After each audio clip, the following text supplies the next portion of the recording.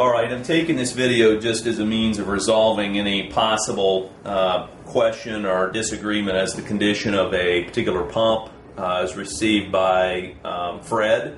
From me, Joel. You can see I've got some paper here over the labels just for the sake of privacy, but I'm going to go ahead and open this, take a look at it.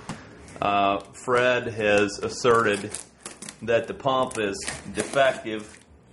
As you can see, it was returned to me not packed well. U.S. Postal Service stamped it received damage. So he has authorized me to go ahead and open this up, take a look. Hopefully what we're seeing here is just an oil leak and not any damage to the unit itself.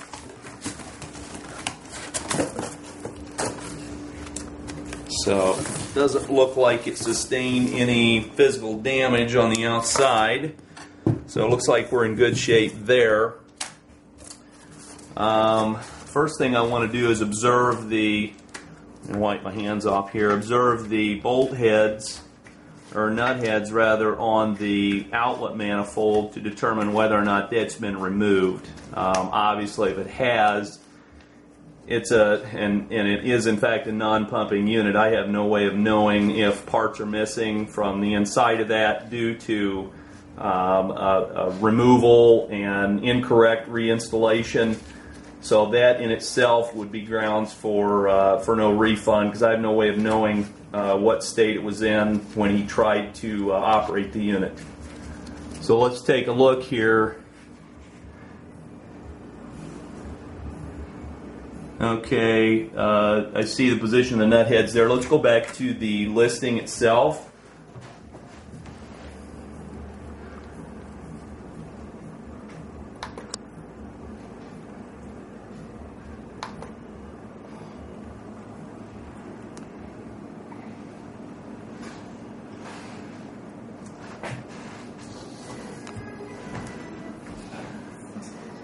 Alright, the manifold has definitely been removed by appearances. Certainly the nut on the left has been moved. So just I want to make a video note, pictorial note of that. I'm going to go ahead and pull that manifold off and have a look at it.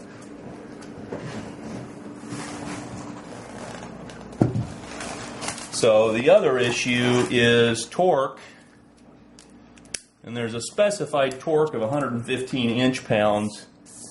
You can see here for a Model 290 on the manifold nut. So I'm going to go ahead and set my torque wrench to the appropriate value.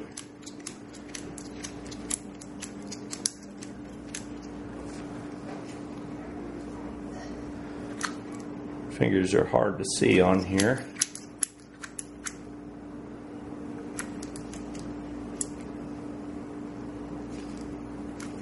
Okay, here we go. That would be 115. Okay, let's take a look.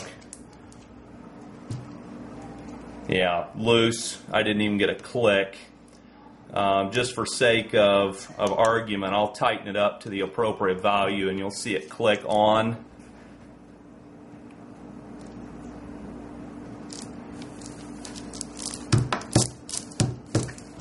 Okay, so when I go to remove that,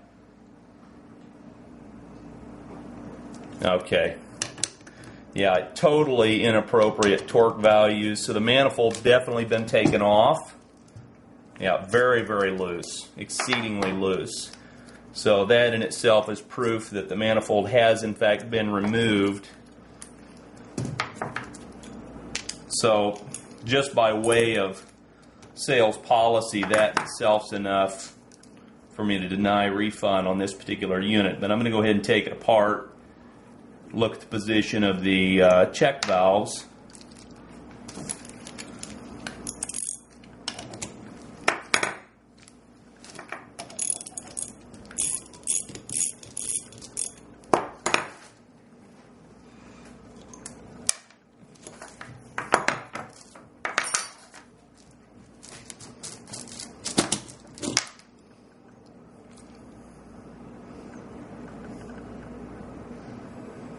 Okay, it appears that they're all in there.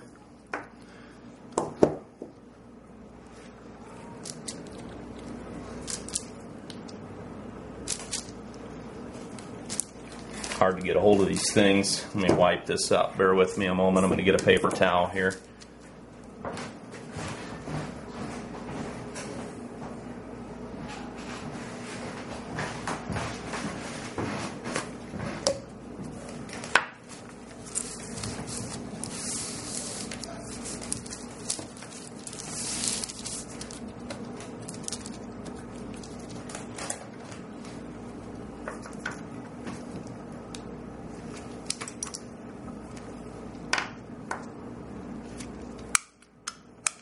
Okay, it appears that the springs are still there on those and then on this one as well. So we'll go ahead and put this back together. What I want to make sure is that the cups haven't been altered in any way. Okay, everything looks to be in correct position there. Go ahead and rotate this so I can see. Okay, by appearances everything is there. Now you'll notice the one check valve of course fell out when I had it apart, so I'm not sure that, possibly may have been put back in incorrectly by the buyer. So what I'm going to do is go ahead, put everything back together correctly as it should be, and in a subsequent video I'll go ahead and show a test of this unit once it's set up on a pressure washer as the final determining factor whether or not this is a functioning unit. Per our previous discussion and per the terms of the sale, there will not be a refund issued if, in fact, I find this to be a functional pump, because the purchaser has maintained that it did not pump. So I certainly want to do the right thing here, get him his refund if, in fact, it was defective, but if functioning, it was sold according to the terms of the sale. He purchased it under those terms, and it is his property and will be returned to him. Of course, at my expense, but I guess that's the risk I take here. So I guess that's it for this video. Thank you.